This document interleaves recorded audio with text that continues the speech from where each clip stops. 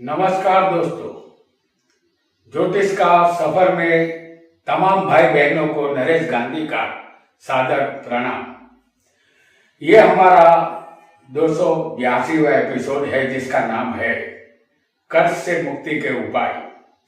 दोस्तों, इस दुनिया में पैसा अपनी मुकम्मल पहचान बना चुका है और पैसे से ही इंसान को पहचान मिलती है। पैसे के बिना इंसान की कोई कीमत नहीं होती। पैसे के पीछे अंधी दौड़ शुरू हो चुकी है और हम कितना भी पैसे के पीछे भागे वह उसे ही मिलेगा जिसके नसीब में होगा। जब पैसा नहीं होता तब इंसान कर्ज लेता है और कर्ज में गहराई तक डूब जाता है। हमारा ज्योतिष वैदिक ज्योतिष है, इसे निर्यन ज्योतिष भी कहते हैं। हमारे निर्यन ज्योतिष में 12 राशियां, 9 ग्रह और 27 नक्षत्र होते हैं और हमारा ज्योतिष चंद्र पर आधारित है।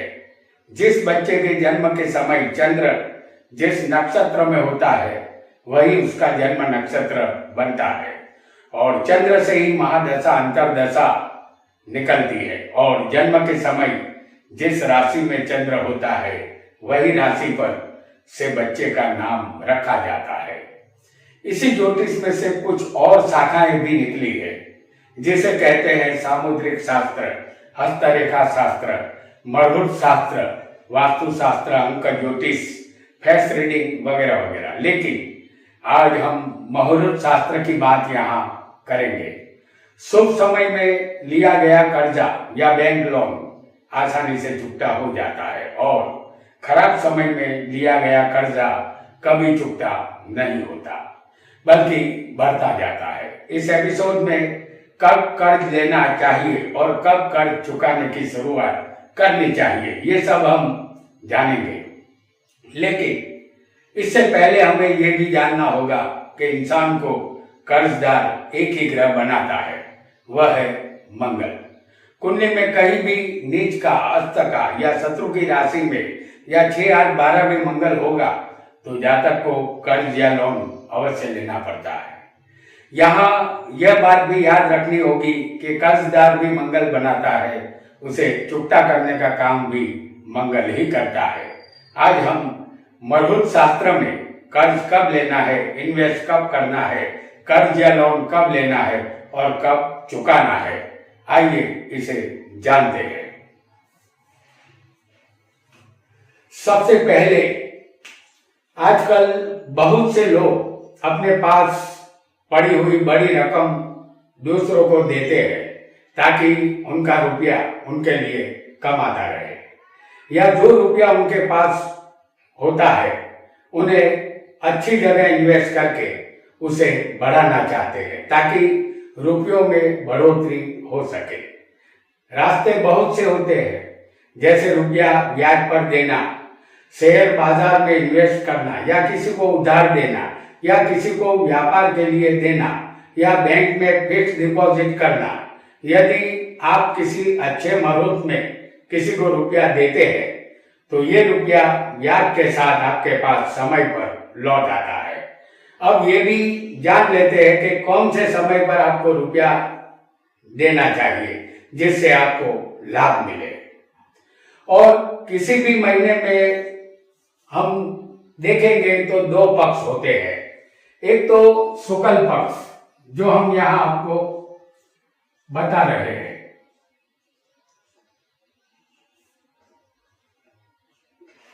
और दूसरा होगा कृष्ण पक्ष।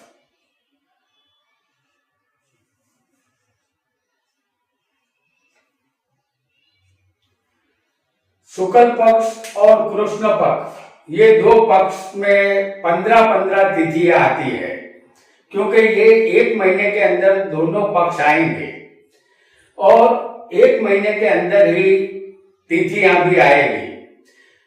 यहां हम तिथि आपको बताएंगे, ये तिथि आपको याद रखनी है। तो तिथि कौन सी होगी? सबसे पहले जो तिथि हम आपको बताएंगे वो होगी, यहां हम नंबरों के रूप में आपको बताने जा रहे हैं। तो ये नंबर जो है वो 2, 3, 6, 7 और 10, 11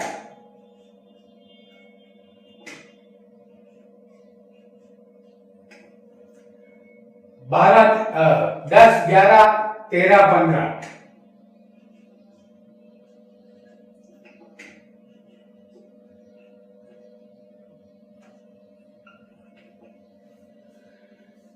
तो ये 2, 3, 6, 7, 10, 11, 13 और 15 हमने तिथि यहां नंबरों में बताई है। जैसे ये 2 नंबर है तो द्वितीया, 3 नंबर तृतीया, 6 नंबर षष्ठी और 15 नंबर है जो अंक लिखा आपको बताया गया है। ये पूर्णिमा समझना है आपको। इन तिथियों को हमेशा याद रखना है। ये तिथियां किसी भी पक्ष में हो सकती है, चाहे शुक्ल पक्ष में या कृष्ण पक्ष में, लेकिन ये तिथियां किसी भी पक्ष में होगी। तिथियों के बाद अब जानेंगे वार को। हमने जो तिथियां यहाँ बताई है उस दिन हमारा बताया हुआ कोई भी एक वार जरूर होना चाहिए।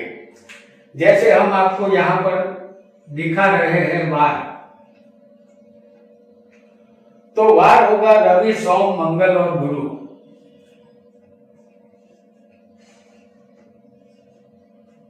रवि, सोम,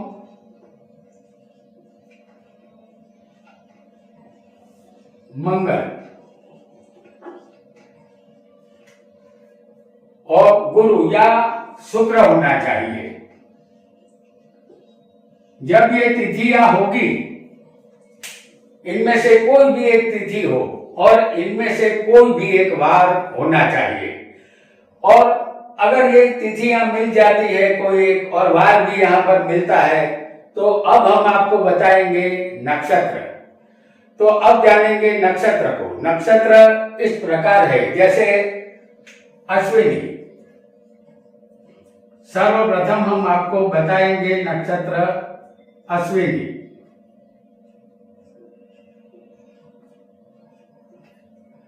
उसके बाद मृगशिरा आएगा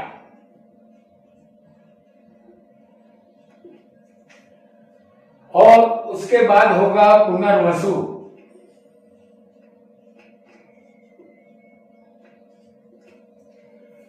पुनर्वसु के बाद आएंगे पुष्य,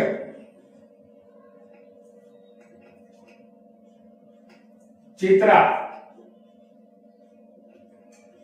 स्वाति और अनुराधा यहां पर आएगा।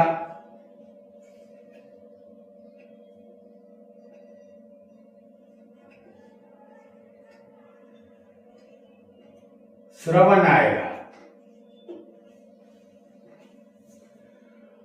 और श्रवण के बाद होगा धनिष्ठा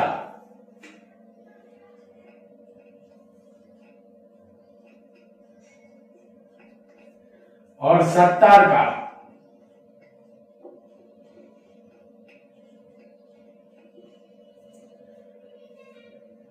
जिस दिन बताई हुई तिथि में से एक तिथि हो, यानी कि ये जो तिथि हमने लिखी है उनमें से एक तिथि होना चाहिए। तो हमने जो बताई हुई तिथि हो उनमें से एक तिथि हो और वार में से कोई भी एक यहाँ पर वार होना चाहिए। जैसे रवि, सोम, मंगल, गुरु या शुक्र में से कोई भी एक वार होना चाहिए। और बताए हुए नक्षत्र में जैसे अश्वनी, मृगशिरा, पुनर्वसु, पुष्य, चित्रा, स्वाति, अनुराधा, श्रवण, धनिष्ठा और सत्तार का, इनमें से कोई एक नक्षत्र हो तो उस दिन वृद्धि योग बनता है। ऐसे योग में जातक कोई भी कार्य करता है तो उसमें वृद्धि होती है। किसी को दिया हुआ रुपया बढ़ोतरी के साथ वापस आता है। ब्याज से दिया हुआ रुपया डूबता नहीं है, क्योंकि जिसने रुपया लेकर अपने व्यापार में इन्वेस्ट किया होता है वह व्यक्ति भी कमाता है और रुपया लौटा देता है।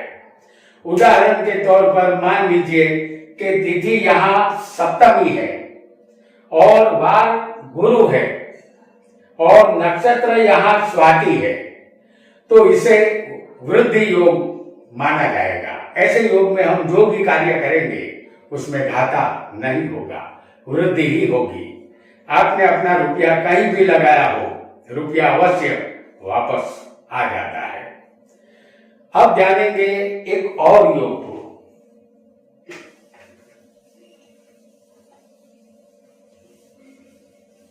और उस योग को भी हम जानेंगे जिसमें ब्याज से दिया हुआ रुपया वापस नहीं आता। बैंक से फिक्स डिपॉजिट तोड़कर रुपया निकालना पड़ता है, या बैंक से लिए लोन की किस्तें आप नहीं भर पाएंगे, या आपने अपने मित्र को दिए हुए रुपये वह वापस नहीं दे पाता। हम यहाँ ये बताएंगे कि किस दिन आपको रुपया नहीं देना है। जिस तरह हमारे ज्योतिष शास्त्र में 27 नक्षत्र होते हैं, उसी तरह कुल 27 योग भी होते हैं। उनमें से 2 योगों को खराब माना गया है। इन योगों को कहते हैं वैद्रुति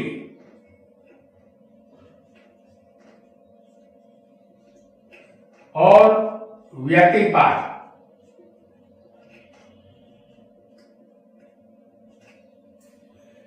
वैद्रुति और व्यतिपात नामक ये योग बहुत ही खराब होते हैं, जो महीने में एक बार ये दोनों योग गोचर में अवश्य बनते हैं। अब दूसरा जानेंगे संक्रांति का दिन।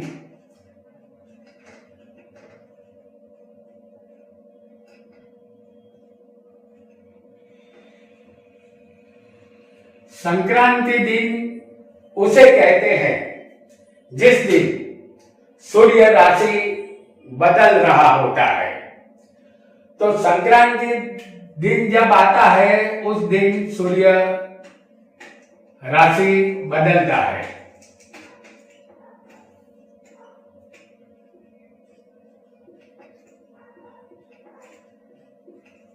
यानी कि समझ लीजिए कि सूर्य अगर कन्या में चल रहा है तो वो तुला में चला जा रहा है, उस दिन उसे संक्रांति दिन कहते हैं।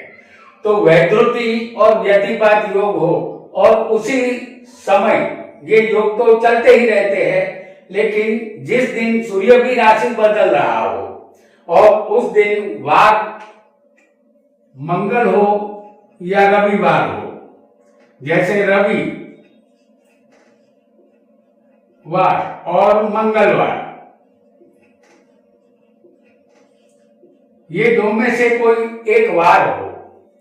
अब जानेंगे नक्षत्र को। तो यहां हम उत्तरा फाल्गुनी जो नक्षत्र होंगे,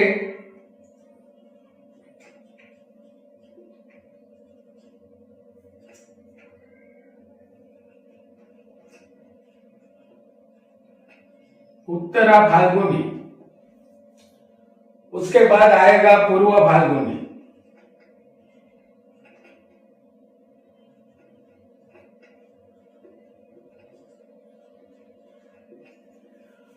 उसके बाद आएगा उत्तर साधा,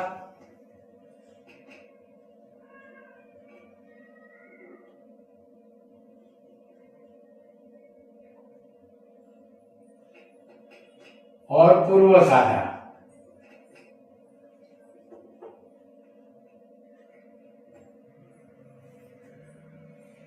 उत्तर भाद्रपद और पूर्व भाद्रपद नक्षत्र भी यहां पर आएंगे।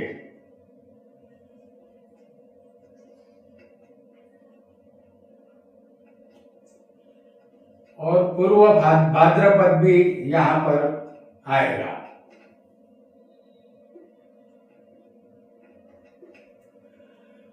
और विशाखा रोहिणी ये नक्षत्र भी शामिल किया जाएगा।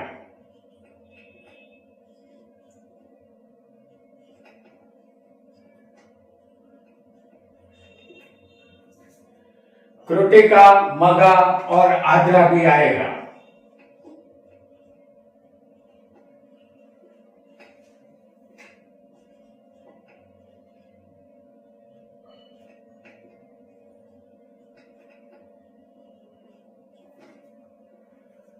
और भर दी आश्वलेषा।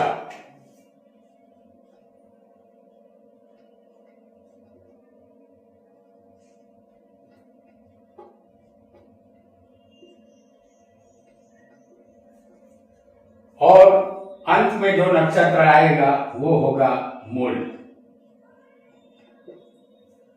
तो ये सब नक्षत्र है, इनमें से कोई भी एक नक्षत्र होना बहुत जरूरी होगा। हम बता चुके हैं कि वैधृति और व्यतिपात योग खराब है। उदाहरण के लिए मान लीजिए कि आज के दिन व्यतिपात का योग चल रहा है और आज के दिन ही सूर्य राशि बदल रहा है, उसे संक्रांति कहते हैं। और आज कृतिका नक्षत्र भी यहाँ पर चल रहा है और वार रवि या मंगल में से समझ लीजिए कि आज रविवार भी है, तो ऐसा योग गोचर में बनेगा तो इसे बहुत खराब योग माना जाता है। ऐसे योग में किसी को दिया हुआ धन कभी वापस नहीं आता। इस योग में जमीन में धन गाड़ दिया जाए वह धन भी चला जाता है। इस योग में धन की चोरी हो जाए तो वह वापस कभी नहीं मिलता। ब्याज पर दिया रुपया वापस नहीं लौटता। उस दिन लिया हुआ बैंक लोन आप नहीं चुका पाएंगे, कर्जदार सदा बने रहेंगे। यहाँ एक और योग को भी हम जानेंगे। हम जो भी यहाँ पर बता रहे हैं आप उसे ध्यान से समझ लें और चाहे तो पंचांग की सहायता भी नक्षत्र जानने के लिए ले सकते हैं। तो यहाँ हम जो भी जानेंगे आप उसे अच्छी तरह समझ लें। किसी से रुपया उधार लेना चाहते हैं या शराबी ब्याज से रुपया लेना चाहते हैं तो सबसे पहले तिथियां जो हम अंकों में बता रहे हैं उसे ध्यान से देखें। सबसे पहले जो तिथियां है वो होगी 1, 2, 3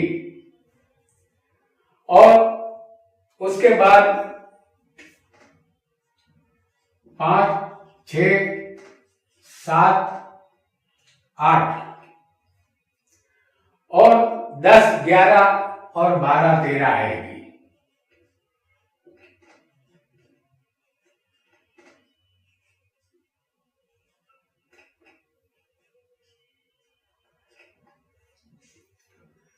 जब आप उधार लेना चाहे तो इनमें से कोई एक तिथि अवश्य होनी चाहिए।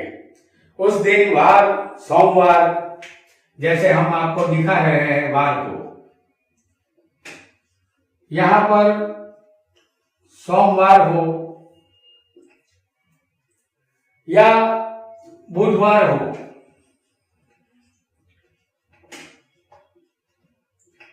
या गुरुवार हो या शुक्रवार हो,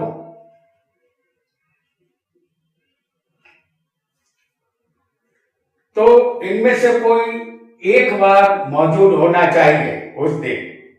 और उस दिन नक्षत्र हम यहां बताएंगे जो होंगे अश्विनी,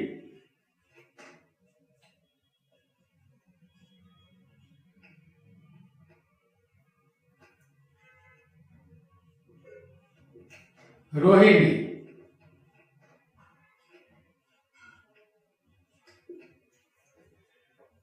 मूर्खशिरा,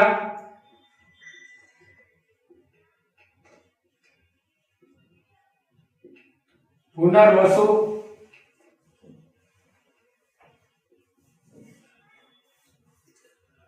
पुष्य,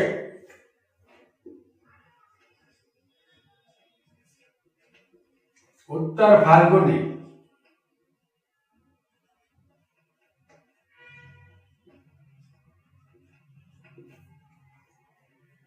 उत्तर साधा और उत्तर भाद्रपद आएगा।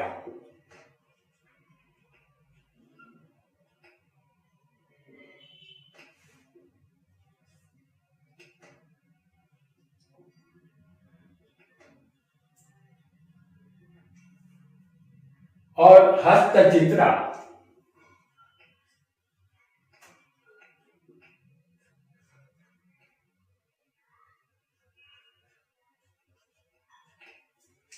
और आएगा अनुराधा।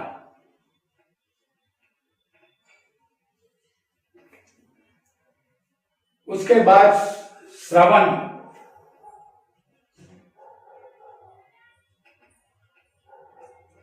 धनिष्ठा,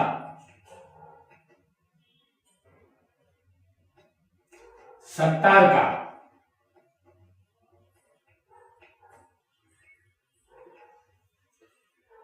और अंतिम नक्षत्र आएगा रेवती।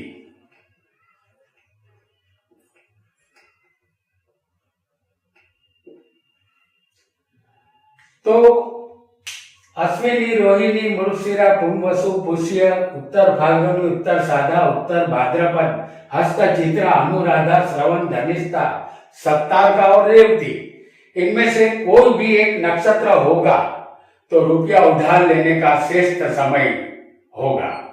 जिस दिन तिथि, वार और नक्षत्र का योग बन रहा हो उस दिन रुपया उधार लेंगे तो वह कर्जा जल्दी से चुकता हो जाएगा। अब एक और योग को जानेंगे जो गोचर में महीने में एक बार अवश्य बनता है, उसे कहते हैं पंचक।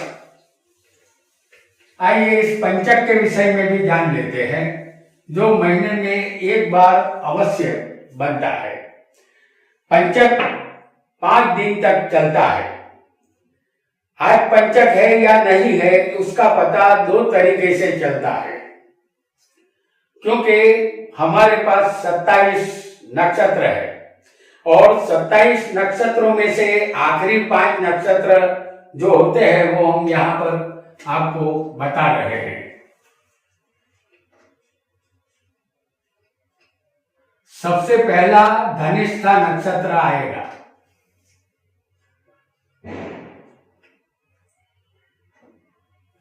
उसके बाद सत्तार का आएगा,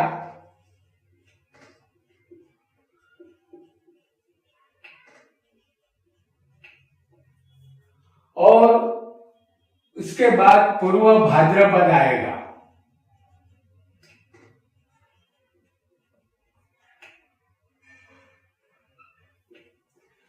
ये 3 नक्षत्र हुए, धनिष्ठा, सत्तार का और पूर्व भाद्रपद। उसके बाद उत्तर भाद्रपद भी आएगा,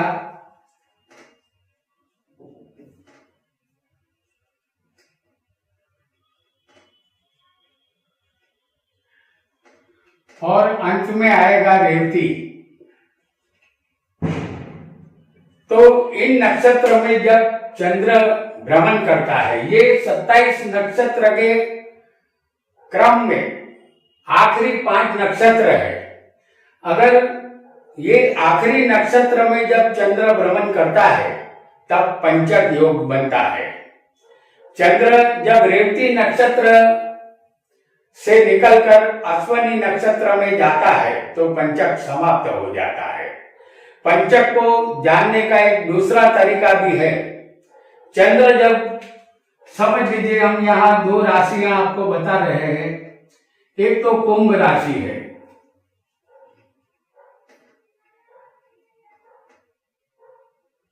और दूसरी होगी मीन राशि। कुंभ राशि और मीन राशि पर से जब चंद्र का भ्रमण होगा या चंद्र भ्रमण करेगा उतना समय पंचक माना जाता है। चंद्र जब मीन राशि से निकलकर मेष राशि में जाएगा तो पंचक समाप्त हो जाता है। अब जानेंगे पंचक का फल। पंचक में जो घटनाएं बनती है वह 5 बार बनती है। इसका 5 गुना फल मिलता है, चाहे वह घटना शुभ हो या अशुभ हो। यदि मृत्यु होगी तो 5 व्यक्तियों की मृत्यु होगी। चोरी होगी तो 5 बार चोरी होगी। एक औरत केस पंचक में होगा तो 5 औरत केस होंगे। यदि पंचक में नया मकान खरीदेंगे तो आप 5 मकान खरीदेंगे और एक दुकान के मालिक बनेंगे पंचक में तो 5 दुकान के मालिक आप अवश्य बनेंगे। कुल मिलाकर शुभ कार्य भी 5 गुना होगा और अशुभ भी यहाँ 5 गुना होगा। पंचक में कोई भी शुभ कार्य करना चाहिए, अशुभ कार्य नहीं करना चाहिए। अब यहाँ हम कुछ छोटी छोटी बातें आपको बता रहे हैं, उसका ध्यान आप रखेंगे तो आपको फायदा अवश्य होगा और आपका ऋण कितना भी क्यों ना हो उतर जाएगा। जिस दिन हम आपको यहाँ बताने जा रहे हैं कि जिस दिन शनिवार हो और समझ लीजिए कि यहाँ वार शनि हो,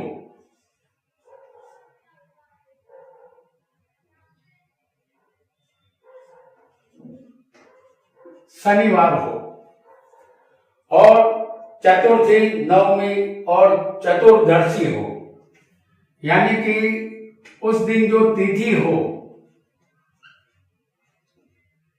ये तिथि चतुर्थी होनी चाहिए या नवमी होनी चाहिए, या तो चतुर्दशी हो, इनमें से कोई एक तिथि हो और उस दिन जो नक्षत्र हो वो हम आपको बता रहे हैं अनुराधा। अनुराधा नक्षत्र उस दिन चल रहा हो और उसका दूसरा चरण हो,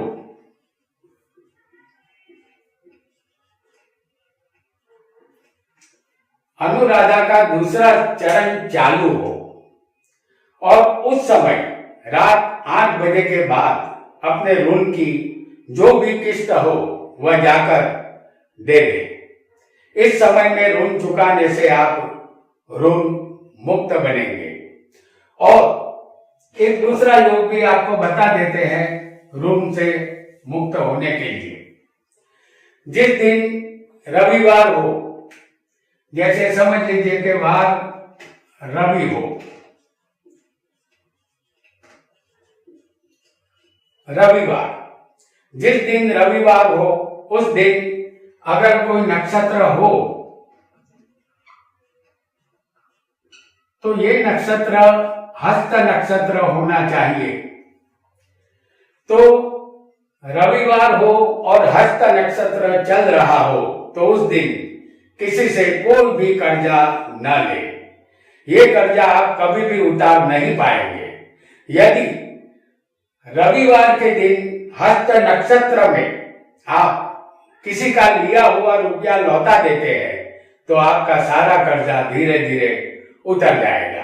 तो आपको ये याद रखना है कि रविवार के दिन और हस्त नक्षत्र में कभी भी कोई कर्ज नहीं लेना है, बल्कि कर्ज उतारना है। कर्ज उतारने से इस योग में जो आदमी कर्ज उतारता है तो उसका कर्ज उतर जाता है। यदि किसी के पास आप उधार रुपया लेना चाहते हैं या ब्याज से रुपया लेना चाहते हैं तो इसे सिर्फ बुधवार के दिन ही ले, मंगलवार के कोई भी कर्ज ना ले। मंगलवार को हो सके तो कर्ज चुकाने की शुरुआत करें, इससे आपका कर्ज बहुत जल्द उतर जाएगा। जब आप पर ऋण चढ़ा हुआ हो तो आपको हर मंगलवार के दिन गणपति के चरणों में एक लाल गुलाब का फूल रख देना है। ये फूल डाली के साथ हो, उनमें से कांटे निकाल दे। ये गणपति आपके घर के पूजा घर में भी हो सकते हैं या किसी शिवालय में भी ये हो सकते हैं। आपको फूल गणपति के चरणों में रख देना है, आपका कर्ज आहिस्ता आहिस्ता उतर जाएगा। तो दोस्तों, आज हमने तिथि, वार और नक्षत्रों से जाना कि शुभ मुहूर्त में किया गया कार्य सफल होता है, जबकि अशुभ समय पर किया गया कार्य निष्फल हो जाता है। हर इंसान को कर्ज लेने से बचना चाहिए। आज इतना ही। आपका बहुत बहुत धन्यवाद।